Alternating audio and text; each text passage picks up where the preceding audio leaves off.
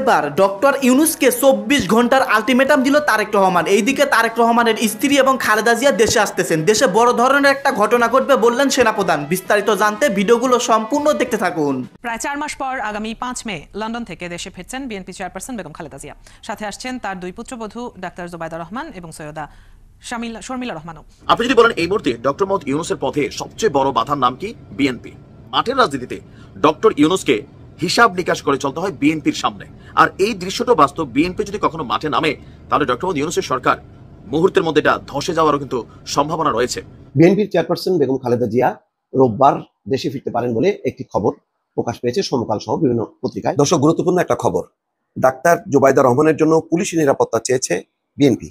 আসসালামু আলাইকুম সম্মানিত দর্শক, আজকের ভিডিওটি অত্যন্ত গুরুত্বপূর্ণ, অনেক স্পেশাল। ভিডিওটি আপনারা সম্পূর্ণ দেখবেন। প্রিয় দর্শক শ্রোতা, এবার ডক্টর ইউনূসকে আগামী ২৪ ঘন্টার আলটিমেটাম দিয়েছেন বিএনপির ভারপ্রাপ্ত চেয়ারম্যান জনাব তারেক রহমান।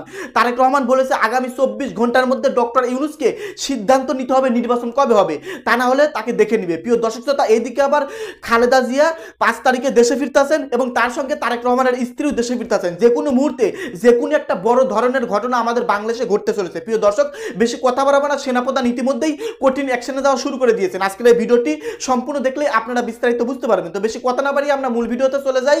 আপনারা মনোযোগ সহকারে ভিডিওগুলো সম্পূর্ণ দেখতে থাকুন। প্রথমত আমরা ডক্টর মোহাম্মদ ইউনূস সরকারের দুজন স্পিকার আছেন।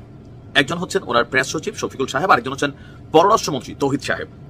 দুজনের কথাবার্তা যখন দুই রকম হয়, স্বাভাবিকভাবে মানুষের মধ্যে প্রশ্ন ওঠে, ওমা প্রথমে তো একটা কথা চলে আসে, যখন বাংলাদেশের জনগণ রিয়েকশন দেয় তখন সাথে সাথে তারা কথা বদলাই ফেলে। যেমনটা এপিএস আসিফের যে এপিএস ছিল, তাকে প্রথমে আমরা দেখলাম যে এখান থেকে বরখাস্ত করা হয়েছে, এরপরে শুনলাম সে নিজে নাকি আপনার পদত্যাগ করছে। হ্যাঁ, তো এগুলো মানুষের বিভ্রান্ত ছড়ায়, বাট আমাদের ইস্যুটা আজকে অন্য জায়গায়। আপনি যদি বলেন এই মুহূর্তে ডক্টর মোহাম্মদ ইউনূসের পথে সবচেয়ে বড় বাধার নাম কি? বিএনপি। মুখে মুখে হাসনাত আব্দুল্লাহ, সার্জিস আলম ওই রাজুতে আয় বলে ডাক দিয়া টেলিভিশনের সামনে কি বললো ডাজন্ট ফ্যাক্ট। মাঠের রাজনীতিতে ডক্টর ইউনূসকে হিসাব নিকাশ করে চলতে হয় বিএনপির সামনে। আর এই দৃশ্যটা বাস্তব। বিএনপি যদি কখনো মাঠে নামে তাহলে ডক্টর মোহাম্মদ ইউনূসের সরকার মুহূর্তের মধ্যে এটা ধসে যাওয়ারও কিন্তু সম্ভাবনা রয়েছে। এখন আমরা এতগুলো কথা কেন বললাম? যে তারেক রহমানের যে কোনো সিদ্ধান্ত, যে কোনো বক্তব্যকে আমলে কিন্তু নিচ্ছে আপনার এই সরকার। আমরা এক ধরনের বলতে পারি যে বিষয়টাকে আপাতত থামিয়ে দেওয়া হয়েছে, তবে আমি নিজেও থামানোর পক্ষে ছিলাম।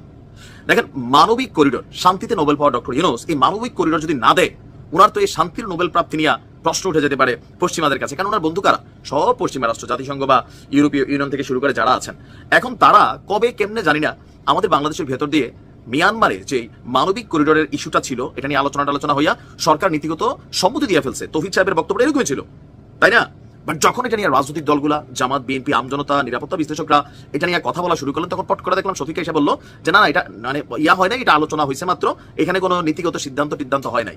হাস্যকর ইস্যু হয়ে যায়। এখন যাই হোক, কোনোভাবেই বাংলাদেশের ভেতর দিয়ে রাখাইনে মানবিক করিডোর দেওয়া এই মুহূর্তে উচিত না। আর এটার এখতিয়ার আসলে অন্তর্বর্তী ইন্টারিম গভর্নমেন্টের কোনোভাবেই কিন্তু নাই, এটাই বাস্তব। হ্যাঁ, এটা হয়তো যদি ধরেন ডক্টর ইউনূস, বিএনপি, জামাত, বাংলাদেশের জনগণ, নিরাপত্তা বিশ্লেষক যারা আছেন সবার সাথে বসে একটা সিদ্ধান্ত নিতে আসলে কি করা যায়। তো এর মাঝখানে ১,৩০,০০০ নাকি আবার ঢুকেও গেছে। তো এখন এই বিষয়গুলো আমরা পরে জানি। কেন জানি? কারণ হচ্ছে সরকার অনেক কিছু লুকাচ্ছে, এটাই বাস্তবতা।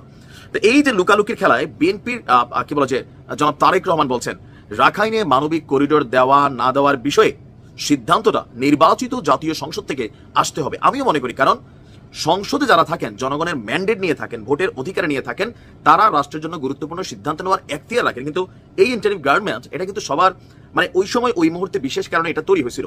সংস্কারের ইস্যু আছে, কিন্তু এরকম বাংলাদেশের ভবিষ্যৎ নিরাপত্তা হুমকি, সার্বভৌমত্ব বা প্রতিবেশী রাষ্ট্রের সাথে এখানে এসে সুযোগ দিলে এখানে নানান বিপদ আপদ প্লাস মাইনাস এগুলো আপনারা বিভিন্ন জনের মুখে কিন্তু শুনছেন। সো এই ইস্যুগুলোতে হুট করে নিজেরা আলোচনা করে কোনো সিদ্ধান্ত নিতে পারে না, তবে প্রায় নিয়ে ফেলছিল। এখন আলোচনাটা সামনে আসায় আপনার পেছনে নামা শুরু হয়েছে। তো তারেক রহমান বলছেন বিদেশিদের স্বার্থ রক্ষার পরিবর্তে সবার আগে দেশের স্বার্থ নিশ্চিত করার জন্য অন্তর্বর্তী সরকারের প্রতি তিনি আহ্বান জানিয়েছেন। মে দিবস উপলক্ষে তিনি যে বক্তব্য দিয়েছেন, তিনি বলছেন যে অন্তর্বর্তী সরকার নাকি নীতিগতভাবে সিদ্ধান্ত নিয়েছে বাংলাদেশকে করিডোর হিসাবে ব্যবহারের অনুমতি দেওয়ার। দেশের স্বাধীনতা সার্বভৌমত্বের সঙ্গে জড়িত এমন একটি স্পর্শকাতর বিষয়ে সিদ্ধান্ত নেওয়ার ক্ষেত্রে অন্তর্বর্তীকালীন সরকার কিন্তু জনগণকে জানায়নি। সেটাই তো আবার এদের বক্তব্য দুই রকম। তো এমনকি জনগণের প্রতিনিধিত্বকারী রাজনৈতিক দলগুলোর সাথে কোনো আলোচনার প্রয়োজন বোধ করে নাই, দেশের জনগণকে না জানিয়ে গোপনে কেন এই ধরনের সিদ্ধান্ত, এটি কিন্তু প্রশ্ন। তিনি বলছেন এরকম সিদ্ধান্ত নিতে পারে কিনা কিংবা নেওয়া উচিত কিনা। এই মুহূর্তে তিনি সেই বিতর্ক তুলতে না চাইলেও তিনি বলছেন তবে আগে দেশের ইস্যুটা মাথায় রাখতে হবে, সিদ্ধান্ত আসতে হবে জনগণের প্রত্যক্ষ ভোটে, সংসদের মাধ্যম থেকে। এছাড়া এই বিষয়টা বিদেশিদের স্বার্থ না, আগে বাংলাদেশের স্বার্থ নিশ্চিত করতে হবে। কারণ মিয়ানমার, ভারত, পাকিস্তান অন্য দেশ অন্য কোনো দেশ নয়, সবার আগে বাংলাদেশ, এটি হতে হবে আমাদের লক্ষ্য, সরকারের লক্ষ্য। তো জনাব তারেক রহমানের এই বক্তব্যের পর আমরা 100% শিওর দিতে পারি ডক্টর ইউনূস সরকারের এতটা সহজ সাহস হবে না যে এটাকে অ্যাপ্রুভ করার। আর শুধুমাত্র বিএনপি না তো, জামাতও একই কথা বলছে, সবাই একই কথা বলছে, ফুল স্টপ টানতে হবে। ইভেন এই ইস্যুগুলোতে বাংলাদেশ আবার মাঠে নামবে। ওই এনসিপির কয়েকজন তারা হয়তো অনেক কথা বলে, আবার নাহিদও কিন্তু এই বিষয়ে এসে ওই একই লাইনে আসছে যেখানে বিএনপি সহ অন্যান্যরা যে বক্তব্য দিয়েছে। দর্শক, গুরুত্বপূর্ণ একটা খবর। ডাক্তার জুবাইদা রহমানের জন্য পুলিশি নিরাপত্তা চেয়েছে বিএনপি, এবং এটা খুবই যৌক্তিক। এর আগে আমি বলেছি যে তারেক রহমান যদি দেশে আসেও তার জন্য একেবারে পরিপূর্ণ মাত্রায় এসএসএফ এর নিরাপত্তা দিতে হবে, এবং এটা কোনো বিলাসিতা না, এটা অযৌক্তিক কোনো দাবি না, এটা হলো রাষ্ট্রীয় নিরাপত্তার স্বার্থে। বাংলাদেশে বিএনপি, মরহুম জিয়াউর রহমান, তাদের অবদানের কথা যদি চিন্তা করা হয়, এবং সাবেক 3 বারের প্রধানমন্ত্রী খালেদা জিয়া, সবকিছু মিলায় এই নিরাপত্তা পেতে পারে। এটা রাষ্ট্রীয় নিরাপত্তা, এটা কোনো ব্যক্তিকে খুশি করার বিষয় না। এবং সবাই জানে যে এখন পুলিশের যেই নড়বড়ে অবস্থা, বেহাল দশা, তাতে পুলিশ যথেষ্ট না। সুতরাং তারেক রহমানকে এসএসএফ এর নিরাপত্তা দেওয়া হোক, এই বিষয়টি আমি আগে উল্লেখ করেছি। এখন তারেক রহমানের স্ত্রী ডাক্তার জুবাইদা রহমান, একই অবস্থা। জুবাইদা রহমানকে টার্গেট করে শেখ হাসিনার সরকার একাধিক মামলা করেছে। তার মানে তারা ভাবছে হয় তারেক রহমান না হয় জুবাইদা রহমান, তারা বিএনপির হাল ধরবে। বেগম খালেদা জিয়ার অসুস্থ, সে অসুস্থতার কারণে বেগম জিয়া আগের মতন রাজনীতিতে সক্রিয় হতে পারবে না, এটা সবার জানার কথা। তাহলে এর পরের ধাপে কি আছে? পরের ধাপে আছে তারেক রহমান, আর আছে ডাক্তার জুবাইদা রহমান। দুজনেরই বাংলাদেশের রাজনীতিতে খুবই উজ্জ্বল সম্ভাবনা আছে, এবং জনগণের কাছে, বিএনপির কাছে গ্রহণযোগ্য ব্যক্তি হিসেবে দুজনের একটা চাহিদা আছে। সুতরাং এইসব বিবেচনা করে বিএনপি আইজিপির বরাবর 30 এপ্রিল 4 স্তরের নিরাপত্তা চেয়ে একটি চিঠি দিয়েছে। চিঠিতে উল্লেখ করা হয়েছে শহীদ রাষ্ট্রপতি জিয়াউর রহমানের পরিবারের সদস্য এবং বিএনপির ভারপ্রাপ্ত চেয়ারম্যান তারেক রহমানের সহধর্মিণী হিসেবে ডাক্তার জুবাইদা রহমানের জীবনে নিরাপত্তার ঝুঁকি রয়েছে। তিনি ঢাকায় অবস্থানকালে ধানমন্ডিস্থ তার পৈতৃক বাসভবন মাহবুব ভবনে থাকবেন। চিঠিতে তার নিরাপত্তা নিশ্চিত করতে 4টি ব্যবস্থা গ্রহণের অনুরোধ জানানো হয়েছে। একজন সশস্ত্র গানম্যান নিয়োগের সঙ্গে গাড়ি সহ পুলিশ প্রোটেকশন চেয়েছে বিএনপি।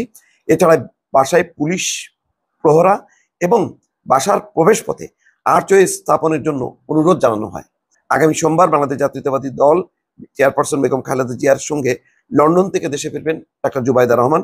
তিনি ছাড়াও লন্ডন থেকে দেশে ফেরার পথে খালেদা জিয়ার সফরসঙ্গী থাকবেন আরাফাত রহমান কোকোর স্ত্রী সৈয়দা শর্মিলা রহমান সিথি, খালেদা জিয়ার ব্যক্তিগত চিকিৎসক AZM জাহিদ হোসেন, চেয়ারপারসন উপদেষ্টা আমিনুল হক চৌধুরী, APS মাকসুদুর রহমান এবং 2 গৃহপরিচারিকা ফাতেমা বেগম এবং রূপা হক।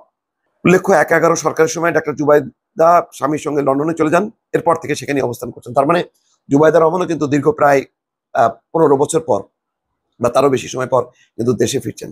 জুবাইদা রহমানের এই ফেরাটা কিন্তু খুবই ইঙ্গিতপূর্ণ, অর্থাৎ তিনি দেশে ফিরবেন। তিনি ধানমন্ডিতে থাকুক অথবা যেখানে থাকুক না কেন, তারেক রহমান সম্ভবত DHS এ থাকবেন।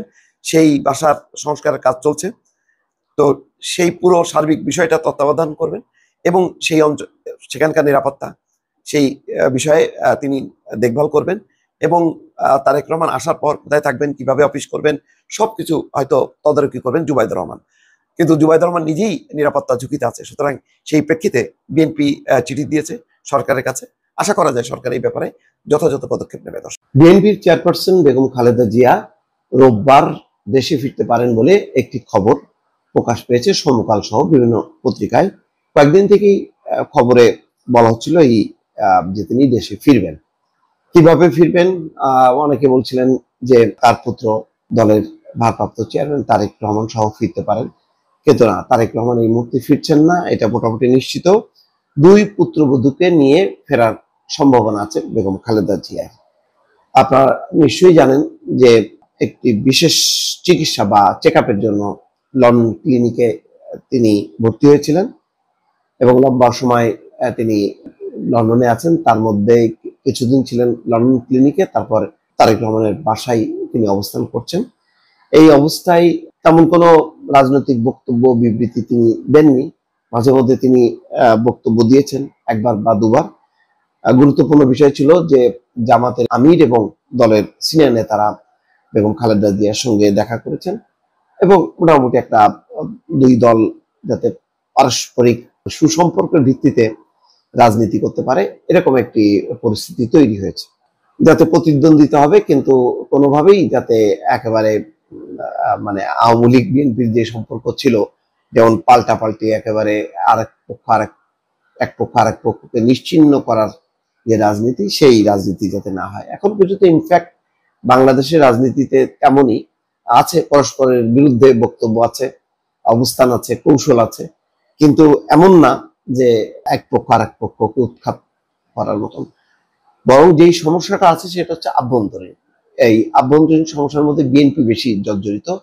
অন্তর্দলীয় কোন্দল, অন্তর্দ্বন্দ্ব এবং বিভিন্ন গ্রুপের যে পারস্পরিক সংঘাত, সেটাই সবচেয়ে বড় সমস্যা। যাই হোক, এখন যে খবরে বলা হচ্ছে যে বেগম খালেদা জিয়ার জন্য বিশেষ এয়ার অ্যাম্বুলেন্স চিন্তা করা হচ্ছে, সেখানে পাঠানো হবে, কিন্তু সেটা এখনো অনিশ্চিত। তেমন এয়ার অ্যাম্বুলেন্স পাওয়া যায়নি। যদি সেটা হয় তাহলে লন্ডন থেকে বাংলাদেশের সরাসরি বিমান, একেবারে ডাইরেক্ট ফ্লাইট আছে বাংলাদেশ বিমান, সেই বাংলাদেশ বিমানে হয়তো তিনি ফিরতে পারেন। সম্ভবত এটার সম্ভাবনাই বেশি। বিমানের যে রেগুলার ফ্লাইট আছে সেই ফ্লাইটে তিনি আসবেন। খালেদা জিয়ার একান্ত সচিব ABM আব্দুস সাত্তার বলেছেন, এয়ার অ্যাম্বুলেন্স পেলে ম্যাডাম 4 মে রোববার দেশে ফিরতে পারেন। তবে এখনো এয়ার অ্যাম্বুলেন্স পাওয়া যায়নি, আমরা চেষ্টা করে যাচ্ছি। শেষ পর্যন্ত না পেলে বাংলাদেশ বিমানের একটি ফ্লাইটে করে তিনি দেশে ফিরবেন। এয়ার অ্যাম্বুলেন্স পাওয়া না গেলে বাংলাদেশ সময় 5 মে বেলা 11টায় বাংলাদেশ বিমানের একটা ফ্লাইটে বিএনপি চেয়ারপারসন দেশে ফিরতে পারেন বলে জানান আব্দুস সাত্তার। খালেদা জিয়ার সঙ্গে তার 2 পুত্রবধূও দেশে ফিরতে পারেন। প্রায় 4 মাস আগে গত 8 জানুয়ারি উন্নত চিকিৎসার জন্য তিনি গিয়েছিলেন লন্ডনে। কাতারের আমির Sheikh Tamim bin Hamad Al Thani বাংলাদেশের সাবেক প্রধানমন্ত্রী খালেদা জিয়ার শারীরিক অসুস্থতার কথা জেনে রাজকীয় বহরের একটি বিমান দিয়েছিলেন। ওই বিশেষ বিমান নিয়ে করে তিনি লন্ডনে যান। সেখানে দ্য লন্ডন ক্লিনিকে 17 দিন চিকিৎসাধীন ছিলেন। পরে 25 জানুয়ারি হাসপাতাল থেকে ছেলে বিএনপি ভারপ্রাপ্ত চেয়ারম্যান তারেক রহমানের বাসায় যান। এখন পর্যন্ত সেখানেই আছেন। ছেলের বাসাতেই তার চিকিৎসা চলে, চেক আপ চলে এবং তিনি আসবেন। তিনি দেশে ফেরার পর কি রাজনীতিতে সক্রিয় হতে পারবেন? আমার ধারণা যেটা সেই সম্ভাবনা নেই। তিনি বিশেষ চিকিৎসার মধ্যেই থাকবেন, চেক আপের মধ্যেই থাকবেন। হয়তো সংকটকালে মাঝে মধ্যে তিনি অ্যাপিয়ার হবেন। আপাতত এরকমটাই জানা যাচ্ছে। এবং মূলত এখন দলের মূল কাণ্ডারি হচ্ছেন তারেক রহমান। তিনি পরিচালনা করছেন এবং তার নেতৃত্বের প্রতি বিএনপির সর্বস্তরের একটা আস্থা আছে। সম্মানিত দর্শক মন্ডলী, আশা করতেছি ভিডিওগুলো আপনারা সম্পূর্ণ মনোযোগ সহকারে শুনেছেন এবং দেখেছেন। বর্তমান দেশের পরিস্থিতি, রাজনৈতিক অবস্থা কিন্তু খুবই ভয়াবহ। এরই মধ্যে ডক্টর মোহাম্মদ ইউনূসকে আগামী 24 ঘন্টা টাইম দিয়েছেন বিএনপি থেকে। প্রিয় দর্শক শ্রোতা, এবার তারেক রহমান কঠিনভাবে ক্ষিপ্ত হয়েছেন ডক্টর ইউনূসের উপর, কারণ ডক্টর ইউনূস তালবাহানা করতেছেন, নির্বাচন দিতে দেরি করতেছেন। এই জন্য এবার তারেক রহমান কঠিন বার্তা দিয়েছেন অন্তর্বর্তী সরকারকে। এইদিকে তারেক রহমানের স্ত্রী এবং তার ভাইয়ের স্ত্রী, এইদিকে বেগম খালেদা জিয়া সবাই একসঙ্গে দেশে ফিরতেছেন। যে কোনো মুহূর্তে বড় ধরনের একটা আপনারা আপডেট নিউজ শুনতে পারবেন। যাই হোক দর্শক, এখন সেনাপ্রধানের কি পদক্ষেপে যাওয়া উচিত, আপনাদের কি মনে হয়? আপনাদের গুরুত্বপূর্ণ মন্তব্য ভিডিওর কমেন্টে অবশ্যই লিখে ঝটপট জানিয়ে দিবেন। ভিডিওটি সম্পূর্ণ আকারে দেখার জন্য আপনাদের সবাইকে অসংখ্য ধন্যবাদ।